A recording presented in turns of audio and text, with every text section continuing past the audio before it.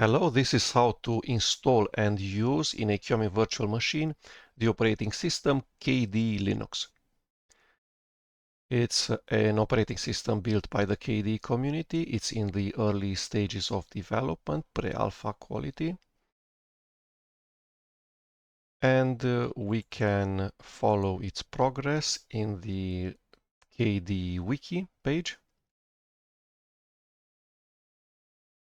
So in order to get at the homepage, you go to kde.org, which is the homepage of the KDE community. Go to the end of the page, and at the chapter products, you will see KDE Linux. And then from you can follow its progress here. You get to the wiki page. The wiki page is long. Let's start from the beginning. So this is formerly known as Project Banana. It's not the KDE operating system KDE Neon, it's another KDE operating system.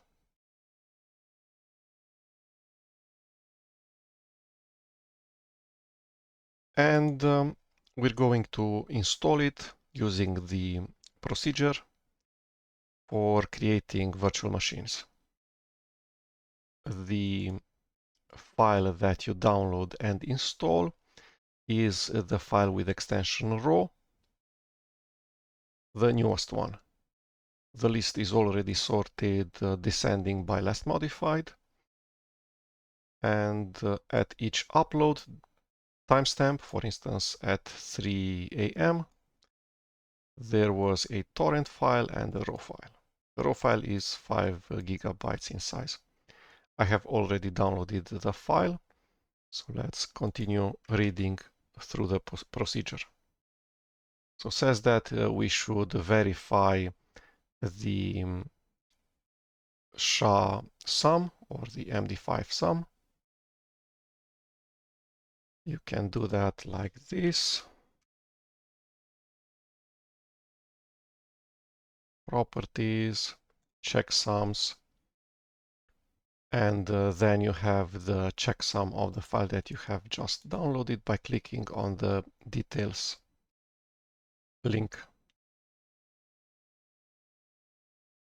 And then you can either copy paste the SHA-SUM or the MD5 sum in here, and it will automatically check, or you can pre-calculate one of the checksums. So make sure that the raw file has been downloaded correctly. It's a large file. There's no reason to create a virtual machine if the raw file has been downloaded incorrectly. Okay, so these are the instructions for using virt-manager. I'm on a Linux operating system, Kubuntu 2504. I have virt-manager, QEMU, and KVM already installed. I'm using the AMD 64X8664 CPU architecture. So let's continue with the instruction. It says that I should download the raw file. I did.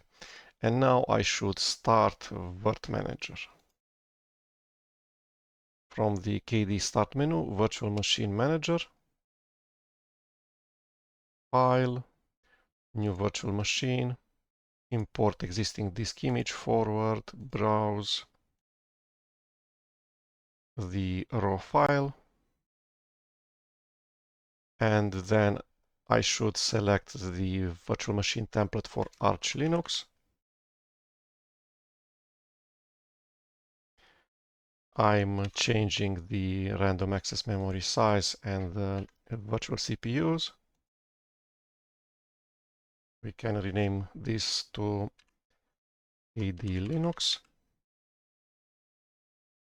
Customize, finish, and we're at step 10. Step 11 is where you need to customize the settings of the virtual machine. By default, the virtual machines created by virt-manager, the templates for virtual machines for different operating systems, will tend to use BIOS over UEFI. But KDE Linux for now supports UEFI with secure boot disabled. So we did that. Next up, we need to add the virtual hard disk. For now, we only have the virtual hard disk that we will boot from, where the Calamares graphical user interface installer is available. So we will use this 5 GB virtual hard disk as a live CD medium and to install the operating system. But we're going to need a second virtual hard disk or the actual hard disk of the virtual machine. 200 GB, the best possible bus type, the fastest virt-IO.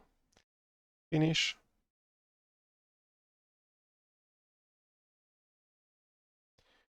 Okay, and now we can press the begin installation button.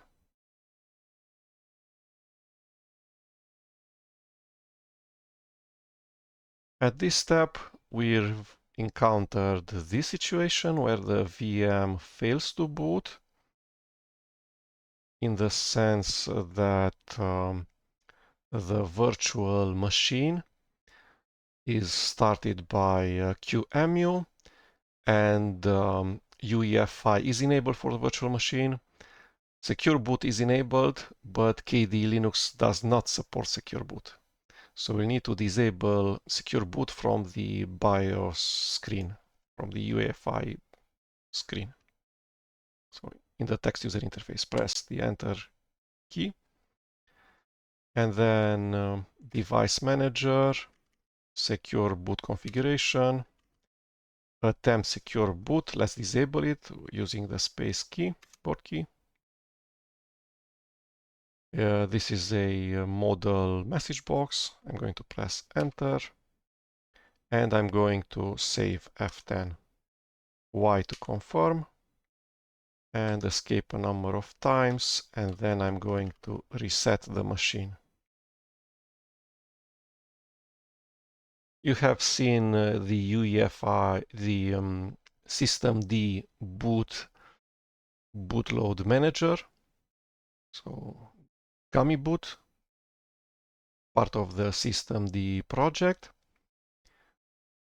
that has a timeout of 5 seconds, has booted into the first boot entry, which is starting KDE Linux from the smaller virtual hard disk, the 5 GB, the raw file. And it's running it in live CD mode.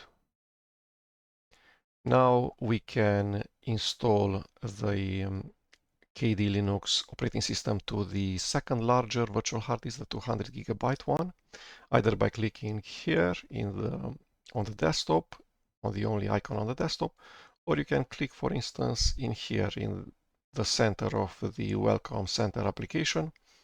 There's this icon to install the system. This is the Calamares installer framework. I'm going to keep the defaults with just one change. I do not want to install the operating system to the raw 5 GB file. I want to install to the virt-IO 200 GB virtual hard disk. I have selected the larger hard disk, erase disk. It's going to create a partition for the EFI variables, install.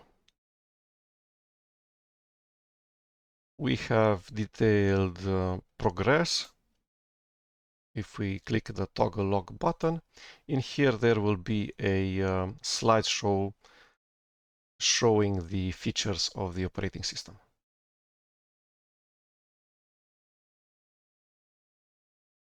So Calamares is creating the partition table on the virtual hard disk, creating the partitions, is going to use btrfs, and it's going to copy most of the files from the live CD session to the root of the new installation. The installer is extremely fast.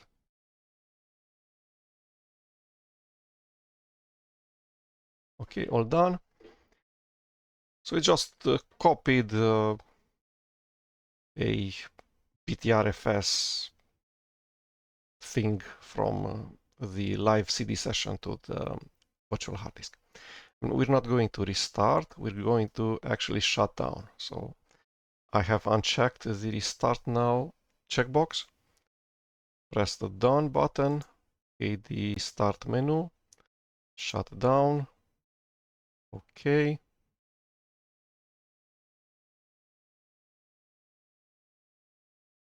And now we need to do this thing where we have booted once from the small 5 GB raw virtual disk. We don't need this virtual disk any longer. So right click on virt-io disk 1, remove hardware, delete, and now there's just one virt-io disk, which now is named virt-io disk 1, which is what we expected, 200 gigabytes, the storage of the virtual hard disk, of the virtual machine. And with this, we're going to start the virtual machine. The virtual machine has been installed, the operating system has been installed, but there's just the root Linux user account. Now we're going to see an OEM setup experience where after you receive the hardware that comes with KDE Linux pre-installed, you're going to create your first Linux user account, local user account. So begin setup button, select the language. This OEM experience application is work in progress. It should probably have selected American English by default.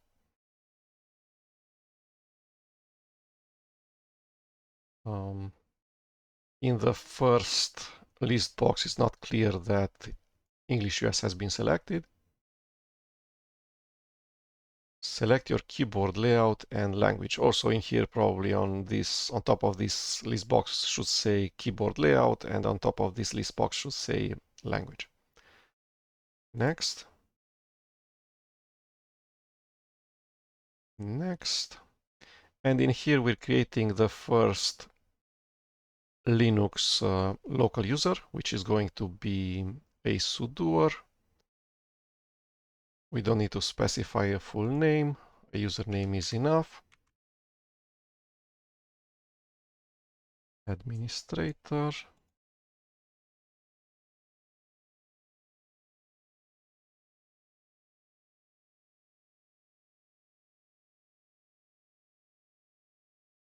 Correct time zone. And your device is now ready. Finish. That was the OEM experience. Now we have finished installing not just the operating system, but also created the user account that we're going to use. We have booted KDE Plasma 6 for the first time as this new user named administrator. Let's do some changes in here. Unfortunately, we're using a immutable operating system. /USR is not writable. We're using Wayland, we're not using X server, so I do not know how to install a VNC server or a remote desktop protocol server. So we'll need to use the virtualization software's graphical console SPICE in order to connect to the virtual machine, which is not okay because, for instance, using RDP, if you just resize the RDP client window, it will also resize the operating system. It will tell KDE Plasma inside the virtual machine to change the resolution. Right now it's just doing scaling, which is not okay. totally want 0 scaling. And also copy paste of text will work correctly. And also it's going to be just snappier overall. The painting will be snappier. This bug will not exist, etc. Let's look a bit at the technical details. So we have an immutable operating system. We will install graphical user interface applications from FlatHub and from Flatpaks. Flatpak is installed by default. The KDE App Store, KDE Plasma Discover application is pre-installed. The Flatpak backend is configured by default, and the remote for FlatHub is enabled. So in graphical user interface mode, from the default KDE App Store application, you will be able to install applications from FlatHub. Snap is pre-installed, so you can install applications from the Snap store, but currently just from the command line. So you need to run from the command lines like sudo snap space install code to install Visual Studio Code, or Chromium to install Google Chromium web browser. App images do work because these work pretty much everywhere. The base operating system that's immutable is using Arch Linux packages, on top of which the KDE source code is built using the KDE build framework tool KDE-builder. So Qt comes from Pacman from Arch Linux official packages, but the KDE framework, KDE libraries, KDE applications have been built from source using KDE-builder, and they're available out of the box. KDE Plasma is also available out of the box with all of its control centers, hardware support, etc. A small number of KDE graphical user interface applications also comes in a similar way, being built from source using KDE Builder, but then some additional KDE graphical user interface applications are installed from nightly Flatpaks. Others are installed from FlatHub. And then the web browser is installed from FlatHub, the web browser being Mozilla Firefox. You can install software without touching the immutable base, so /usr is read-only, by only writing files, for instance, to your home directory, using various other techniques. You can use a container, Podman, you can use DistroBox, you can use Homebrew, probably even Nix packages, etc. As long as you put everything from your packages inside your home directory, you're good to go. Home directory is your property. It's not immutable. You can do whatever you want in there.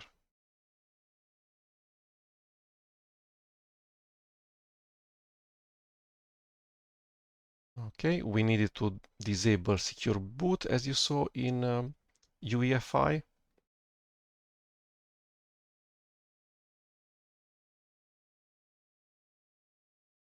The system updates ship as the raw files that you have seen, so are pretty large, 5 GB in size. You will receive updates inside the operating system with new versions. There's no support for deltas between updates yet. So for now, you will need to download the immutable image when you receive a new update. In the future, there will probably be delta updates such that you don't download the bulk of the immutable image that contains files that already exist in the current snapshot of the operating system. For instance, all of the files that come straight from Arch Linux packages like the Qt libraries.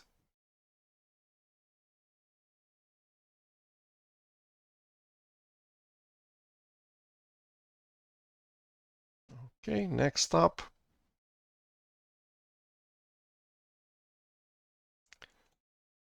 there's this aim of being the KDE operating system. If people in the KDE community are being asked, hey, what's the showcase Linux operating system for KDE Plasma? People should want to say that KDE Linux is the KDE operating system.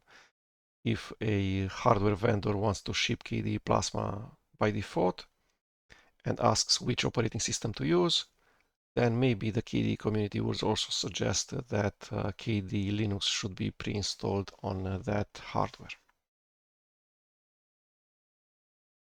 It uses A/B partitioning scheme to make updates as atomic as possible. You just reboot into a new snapshot of the operating system that's read-only. If something goes wrong in an automated fashion, you might be rebooted into the previously known working snapshot of the system. You can have 5 snapshots of the operating system without any problem. Snapshots being versions of the immutable /usr base.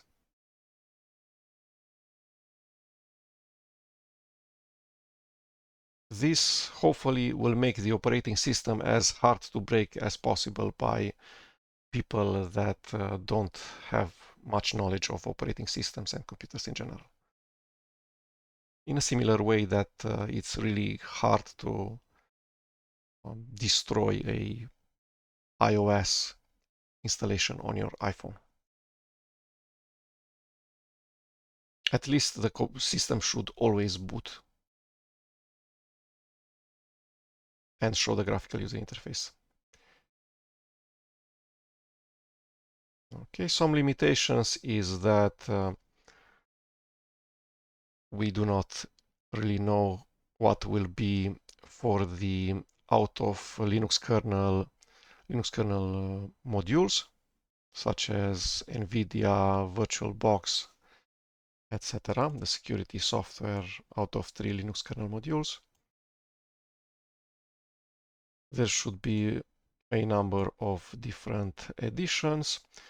The operating system is being built automatically using a GitLab CI pipeline. There should be a version built from KDE master branches, another version built from released software. It heavily uses BTRFS volumes. As bootloader, it doesn't use GNU grub, but system deboot.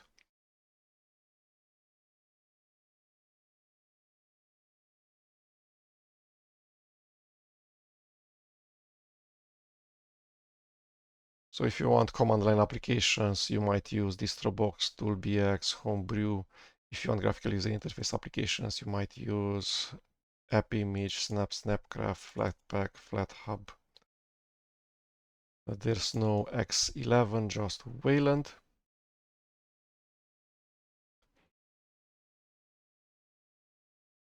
Update CTL update or using the Discover App Store in order to update the operating system.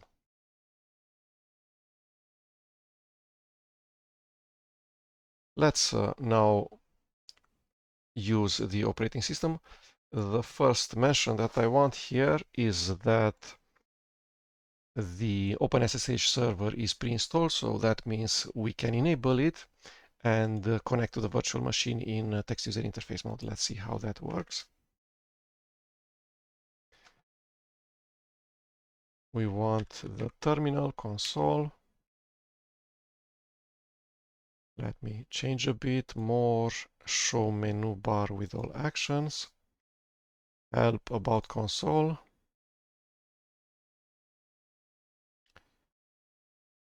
Says it's using KDE Linux and Wayland. So probably console was built using KDE Builder and is part of the immutable image. Let's enable the SSHD systemd service. Asks for the password of the user administrator. So systemctl enable now SSHD. Let's look at the status.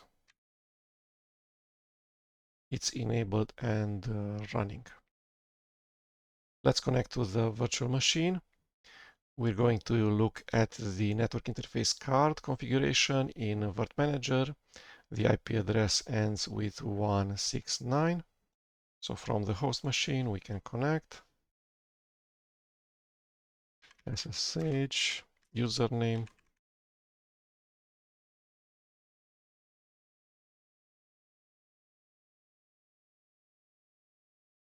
It's better if you copy paste the IPv4 address instead of writing it from scratch.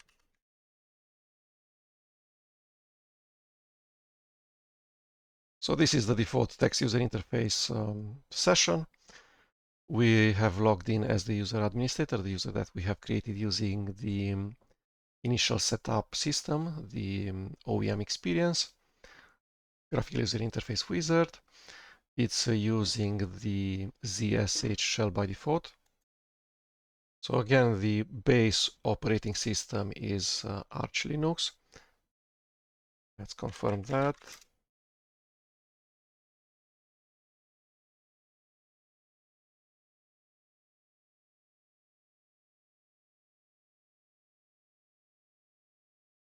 Okay. And many Arch Linux packages have been installed as part of the base immutable operating system /USR. The pacman package has been installed, but then the pacman executable is missing.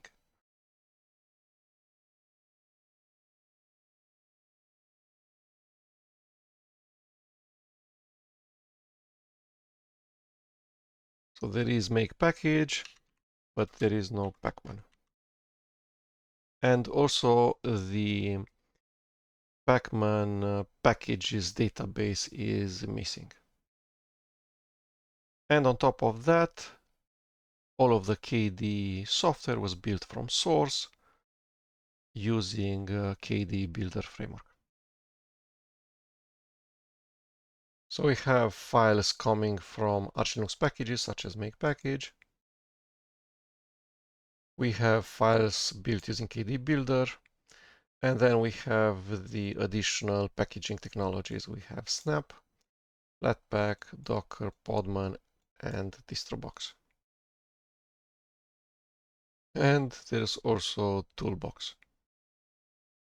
The Toolbox project is somehow interesting because the technology is called ToolBX without an O between B and X, but the command line tool seems to be called Toolbox with box, whereas the other ones are with BX. You can change the resolution of the operating system the way you would expect in KDE Plasma. Let's make it 1080p.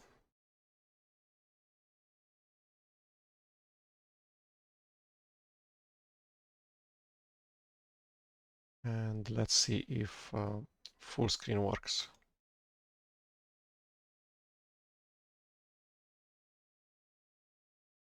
Okay, so now we only see the content of the virtual machine. Let's see if we can do the usual settings that I do in KDE Plasma. So that's font, RGB, and full hinting.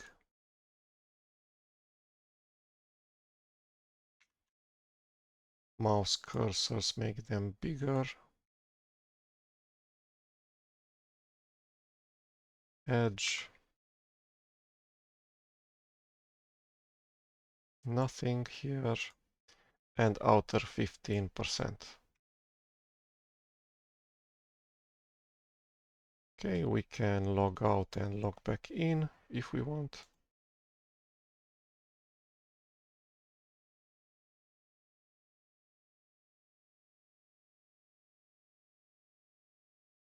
This is SDDM. It's using a smaller resolution and then it's scaled to be full screen.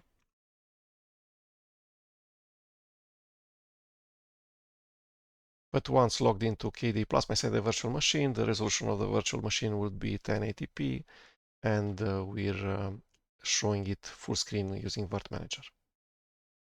Okay, so let's see. We have Welcome Center. Welcome Center should be shown just once. And we have relogged into the KDE Plasma session, so I'm not sure why it's open.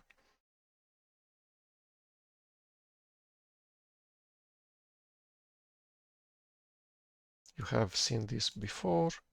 It's showing the various features of KDE Plasma.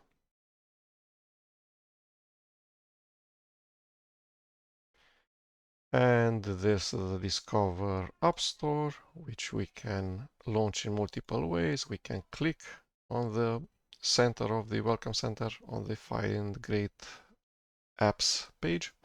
We can click on any of these applications. The App Store is already pinned to the Icons Only Task Manager. And of course, it's available in the KDE Start menu as Discover. Okay, let's see what we see here by default. It's going to take a while to fetch the metadata of available packages from FlatHub. So for the first minutes, the experience is a bit degraded inside Discover until that metadata from FlatHub downloads correctly. We have newer versions of the applications that are installed from the KDE Nightly Flatpaks, including a newer version of the operating system. So I have installed the version from yesterday, and now we have the version from today. Let's install all updates. Protocol error.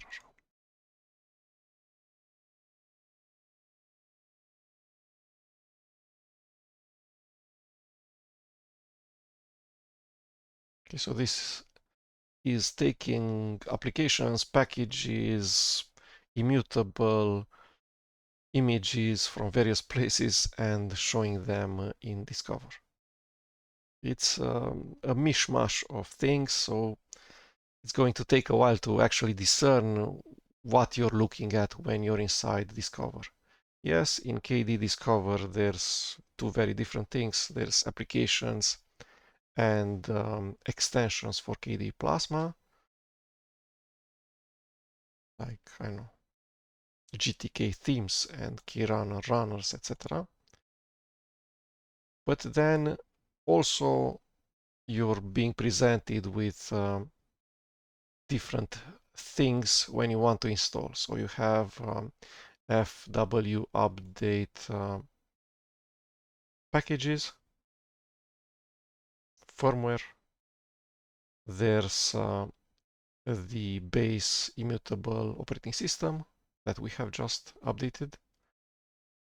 There's applications from FlatHub and applications from KDE Nightly Flatpak remotes.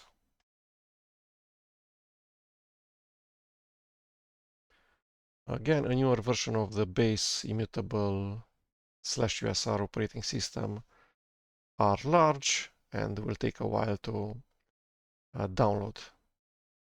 Installing updates for Flatpak applications does not require a reboot of the entire operating system. swapping the AB, BTRFS volumes in order to upgrade the operating system will require a reboot.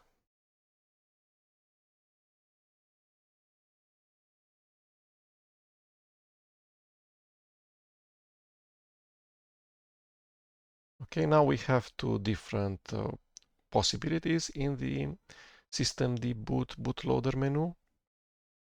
It tries to boot from the newest version, and if that fails in a measured way, it will automatically try next time to boot in the previously known working version of the immutable operating system. So the snapshot that did work.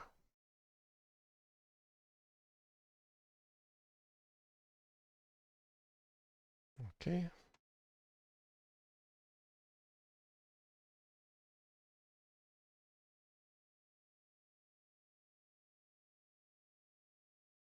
This is a FW update thing, so LVFS. This is firmware. Let's install this also. Microsoft UEFI Certificate Authority. This probably has to do with the UEFI. So underneath the Linux operating system, part of the firmware. Let's restart again. Restarting is extremely fast. What's not fast is the fact that the boot timeout is set to 5 seconds instead of 1 second, maybe 2.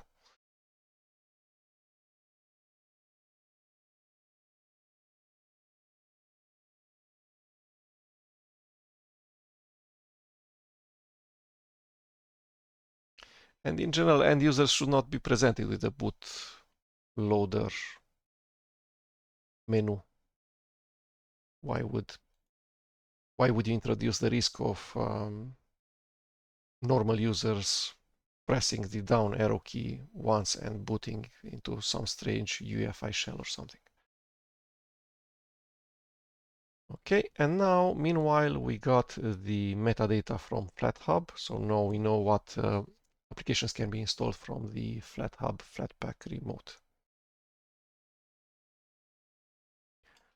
Most popular is a good section. Newly published and recently updated is such a random section and shows all sorts of non-open source things.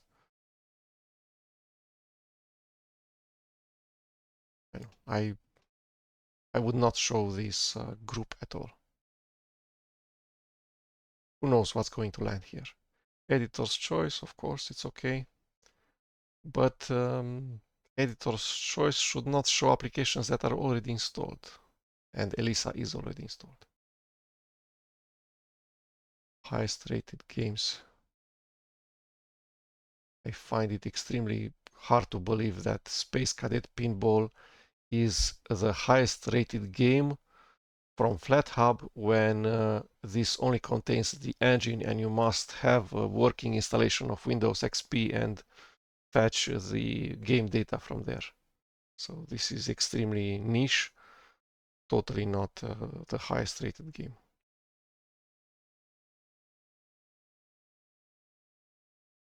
Highest rated developer tools.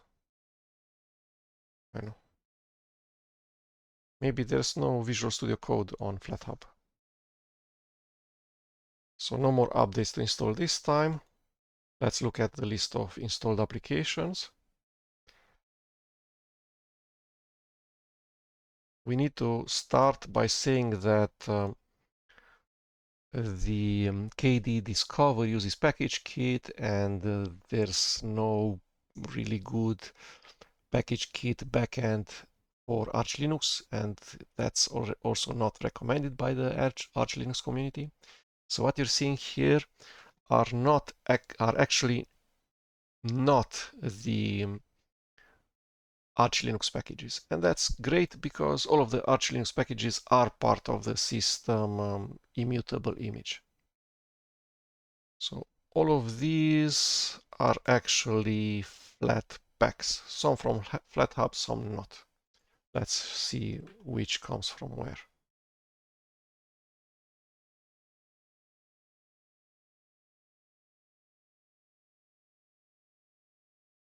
There's the possibilities of the remotes that you can see in here. So there's the one with the best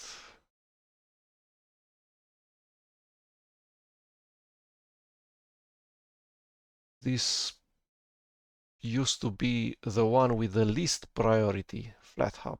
I'm not sure why the list is, the order in this list has changed. The order should probably be of Flatpak repositories, install everything from the nightly KDE Flatpak repositories. One such repository contains just one app, so KDE nightly only contains Kate, Haruna nightly only contains Haruna, Gwenview, etc. And then the second order of priority should be FlatHub. So if you want to install Kate, it's going to be installed from Kate-nightly. If you want to install kwrite, there's no kwrite nightly in here, Flatpak repository, so it's going remote, so it's going to try to install from FlatHub, which is exactly what we can see here. kwrite is a desktop graphical user interface application. This one. And although it uses 99% the same source code as Kate, the Kate application is installed from the Flatpak remote Kate-nightly.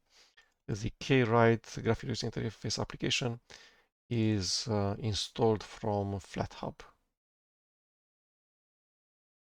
The non-KDE graphical user interface applications should be installed from FlatHub. So it's clear that we're going to get Firefox from there.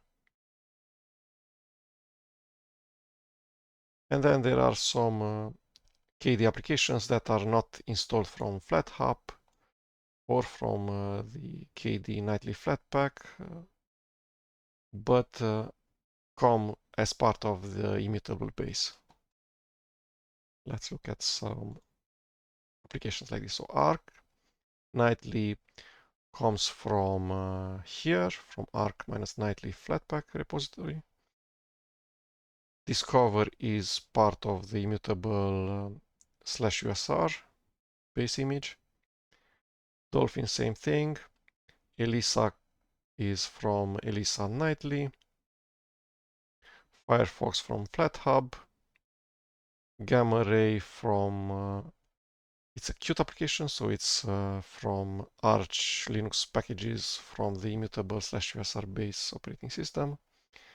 Gwenview Nightly, this remote.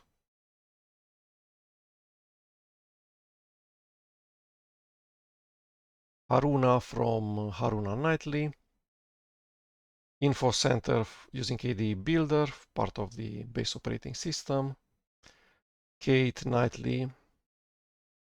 KDE Connect, part of the base immutable operating system, built using KDE-Builder.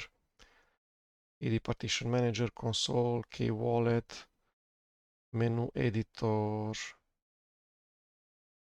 Spectacle, System Monitor, System Settings, Welcome Center, Help Center, Info Center, etc. from KDE-Builder from the built from scratch and part of the immutable /usr base operating system. Let's pin in here console.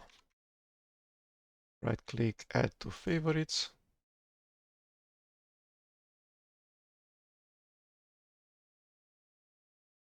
Okay, at this point, I would do the things that I do, which is installing the Midnight Commander text user interface file manager, and that I do not know how to do. I guess it's not available from the stores, but we can check.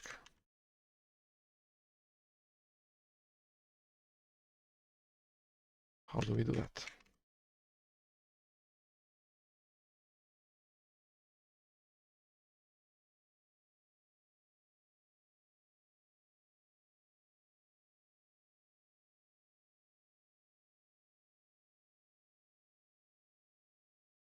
Wow.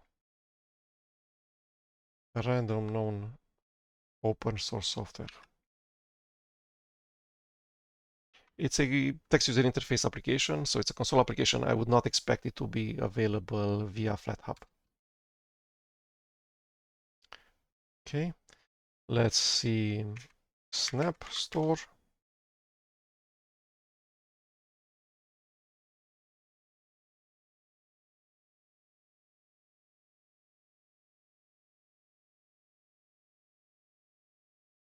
What did I just do?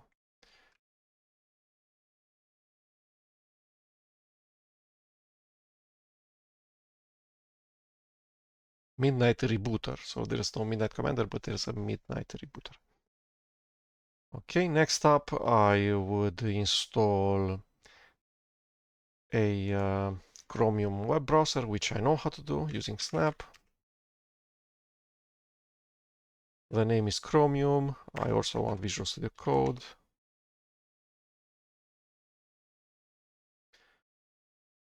Code requires Classic, so let's just install Chromium first.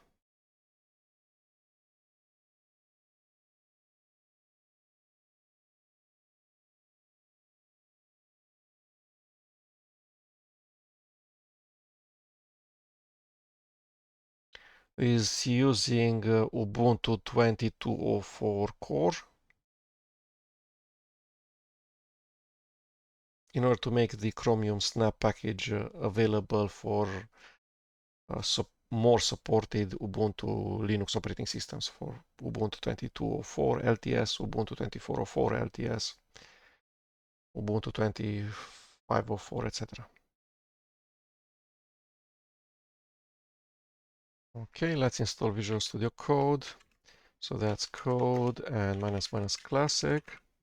So classic is a special permission that's provided to the Snap package for Visual Studio Code that says a Visual Studio Code is a text editor, so should be able to access the entirety of the user's home directory and even other directories and files outside /home/administrator in this case. Because it's a text editor, that's what you want to do. You want to open all of the files in /etc and search something in there. So the hardening that's provided, the encapsulation, security, sandboxing of the Visual Studio Code is either weaker or it just allows extra file system access. Okay. If the FlatHub package for Mozilla Firefox doesn't work great, we can always just uninstall Firefox from FlatHub and install Firefox from the Snap Store. Okay, let's see what we can do next. Let's see if the web browsers work. So this is the Mozilla Firefox from FlatHub.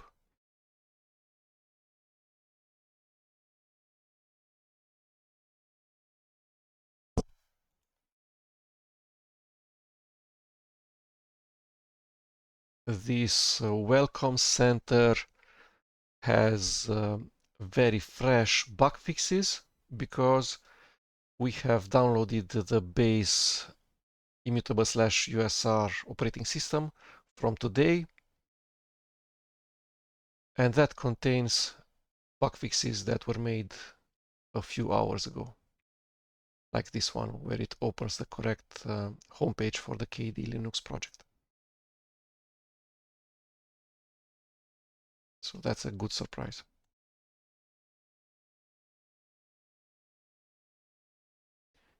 Okay, let's go to the Krita. Let's see what it's trying to do. So it says that Krita is only available to be installed in graphical user interface mode from the KDE Plasma Discover App Store from FlatHub. And that's so because there's no Krita nightly Flatpak repository, and the Snap backend for Discover is not installed by default, which I'm not sure why that is. Yeah, it creates a bit of confusion. You can install many products, many graphical user interface applications, both from the Snap Store and from FlatHub if you enable both backends for Discover, both the Snap backend and the Snap Store remote and the Flatpak backend with the FlatHub remote.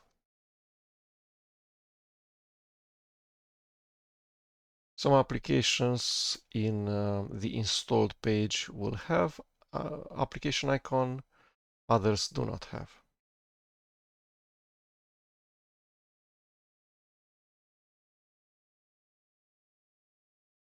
Okay, again we said that kwrite comes from FlatHub, which we can see in here because it's verified. Unfortunately, it doesn't say anywhere that this is kwrite. This is a Flatpak. It has been installed from the remote FlatHub. Or it's not easy for me to find out that information. So the only way I really know is by looking at the settings, see that there's no special nightly remote for that application. And if I see this KDE organization with the app verified checkbox, checkmark.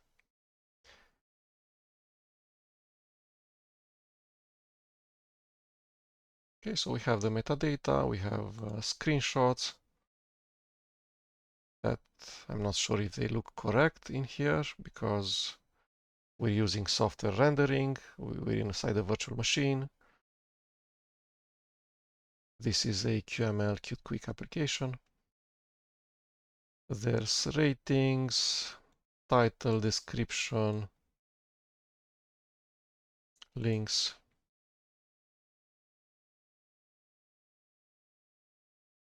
So I clicked on the read the documentation link, and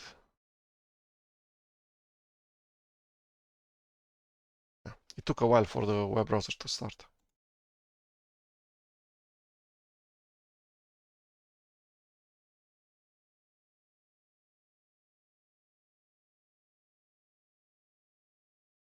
So there's around 8 seconds until the web browser actually starts, if it starts at all. The second time was instant.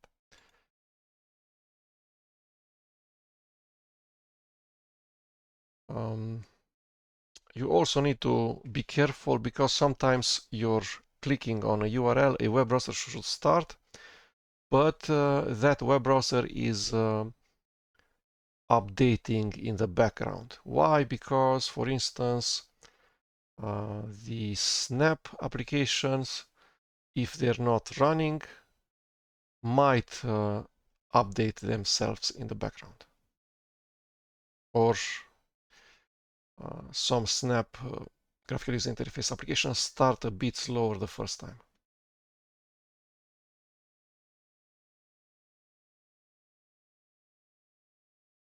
Okay, let's try to install Krita again. So click on Krita.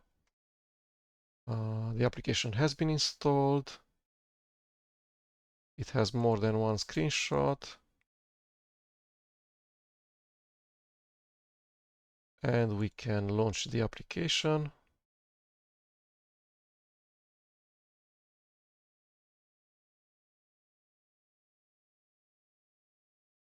I'm not sure what it's doing. Let's see if we have GIMP installed from FlatHub and running before Krita finishes starting.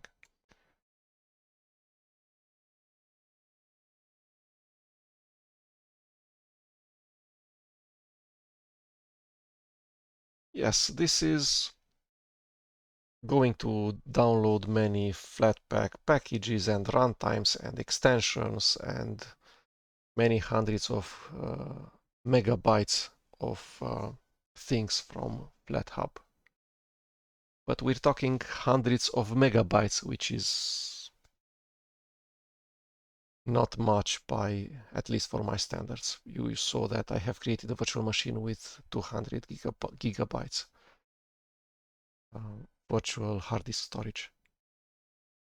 That's between 500 megabytes and 500 gigabytes, there's a 1000 times order of magnitude difference. Let's see if the application actually works. It's interesting that it's using a theme that's not the one that I have selected in KDE Plasma. The applications installed via Flatpak tend not to use the KDE Info Center, but open web pages instead for the product manual.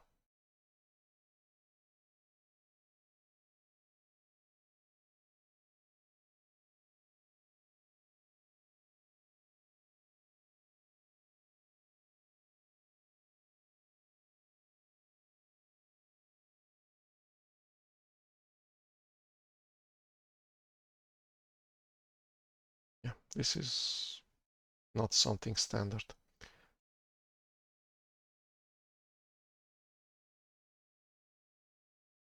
The file open dialog is wrong. It's the Qt file open dialog.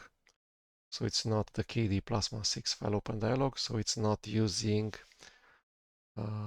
either it's not using Qt 6 or it's not using the XDG portals.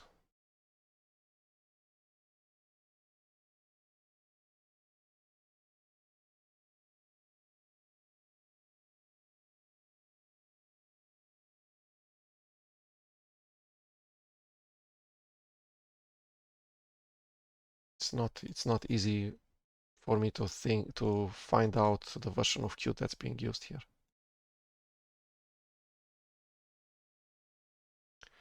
So there's a ton of paper cuts, both in the KDE Linux operating system, also in KDE Discover, but also in the integration between KDE Discover, Flatpak, FlatHub, Snap, Snapcraft, SnapStore, portals, Wayland, etc. So issues that will gradually all be fixed.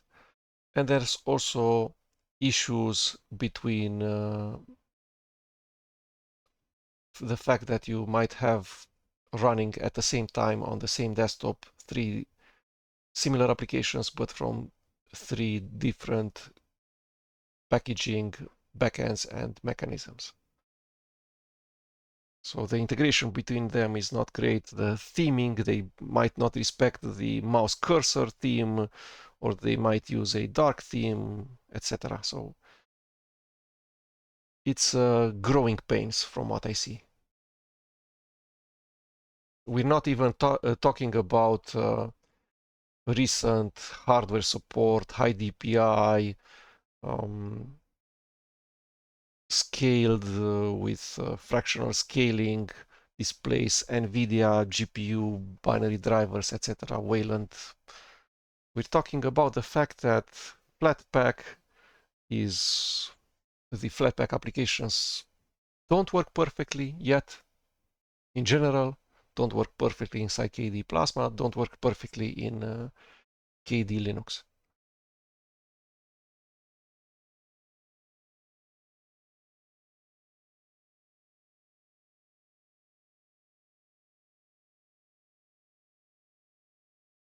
So this is GIMP 3 using GTK3.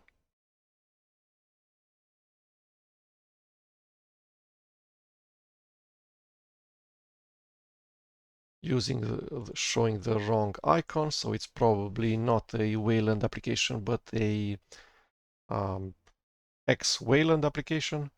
So it's using X, but then KDE Plasma's KWin Wayland compositor is providing an X11 server and X11 window manager functionality for the GIMP application. That's X11 only.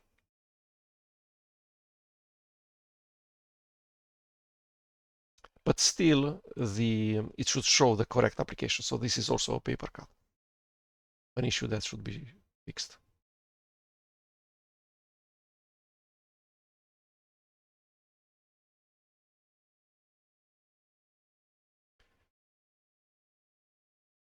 Okay.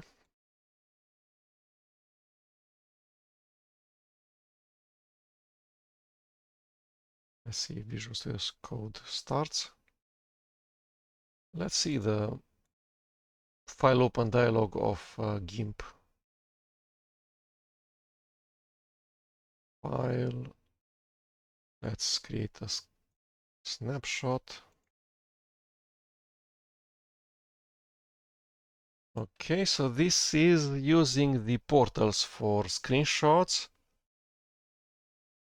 but this is not a Wayland application. It's a X Wayland application.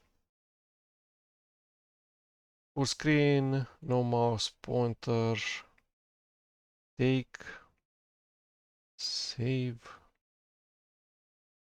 and let's save the file. And it's using the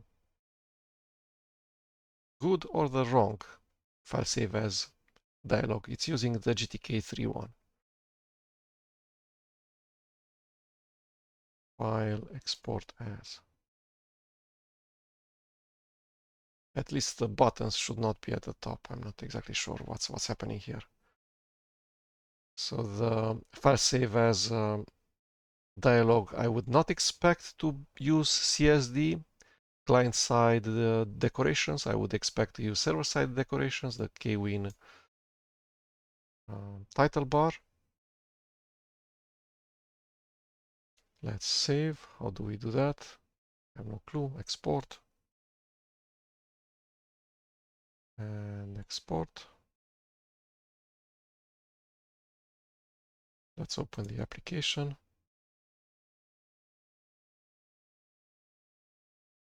So this starts Gwen view, which is a Flatpak from the Flatpak Nightly KDE Flatpak remote.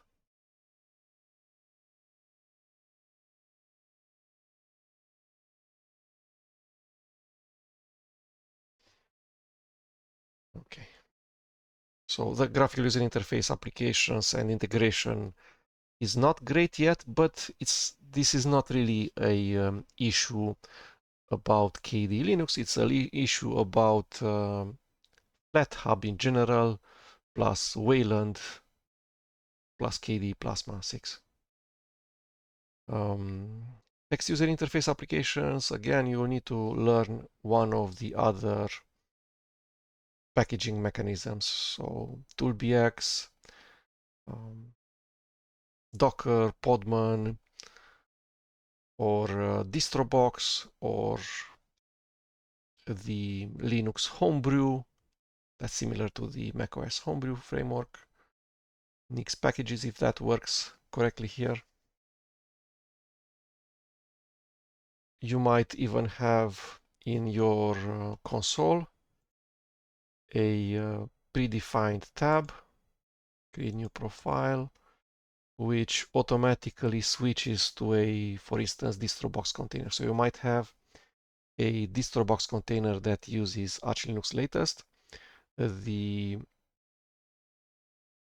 operating system in general is going to use a very recent version of the Arch Linux. So Arch Linux is a rolling release Linux operating system.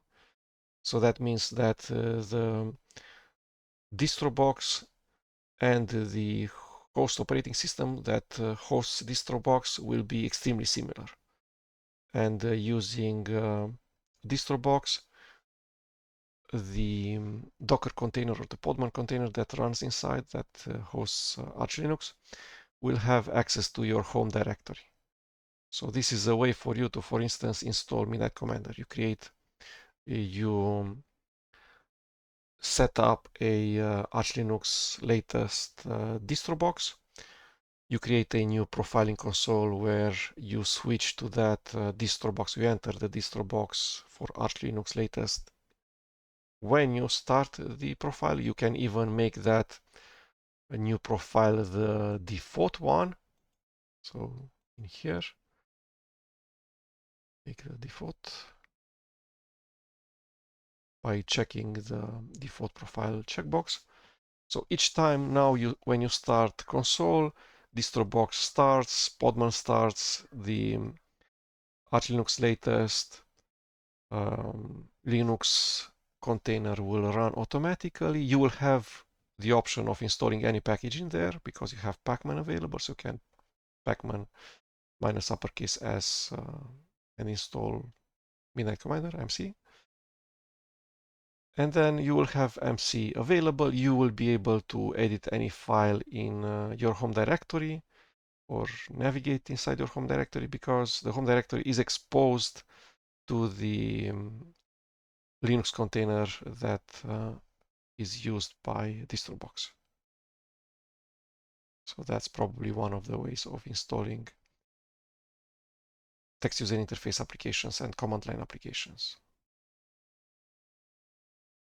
For graphical user interface applications, you can use the three common ones, either app image or snap store or flathub. So this is it. The operating system is pre-alpha. You should not really use it as your daily driver. You might help if you can contribute to the operating system. The operating system itself, the source code of the operating system is quite slim. It's just GitLab CI pipelines, bash scripts. It's taking Arch Linux packages that already exist. It's taking KDE Git repositories that already exist. It's using the KDE-builder build framework. So if you're fixing issues in KDE Linux, that issue very often tends to not be inside KDE Linux. Might be inside KDE-builder, might be inside one of the KDE Git repositories, might be something related to a